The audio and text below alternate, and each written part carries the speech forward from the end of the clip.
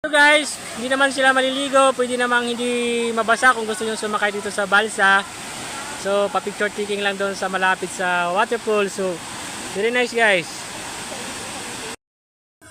Oh. So guys, pabalik na yung sakay ko. So, may next naman sila. Apil po silang dito. May next naman sila sakayan. Yan yung nag-aantay guys. So, tara, parating na yung barko namin guys. Yung hindi pa nakasakay dito, pumunta na. Enjoy man, enjoy. Di ba? Hindi doon. Gandong siguro na ano. Bago na. Gandong ko yan Ayun guys, sasakay na sila ma'am uli. So, next pasahero namin guys. Ato, pre, bayad ko ano eh. Si Mandalan, kay Mandalan yung bayad. Ma'am, dito kayo sa baba. Yan. Nakatagal pa rin na. Ari na pa rin ako, hindi kumago ka.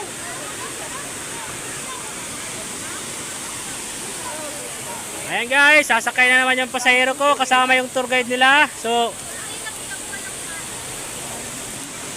may sige, videohan mo pa eh. Are! So, pwede mag-chinilas, pwede mag-pinaa. Pili na din. Pili na, ulit mo na ma'am. Walang kukuha dyan ma'am. Bibidyohan ko na agad yung kukuha. Dahan-dahan lang. Hawak kamay. Yan guys, sasakay na sila guys. Tira! Woo! Hila amigo! Ito guys, sasakay na sila guys. So, hilahin na naman papunta doon. So, pa-pictures muna habang hinihila.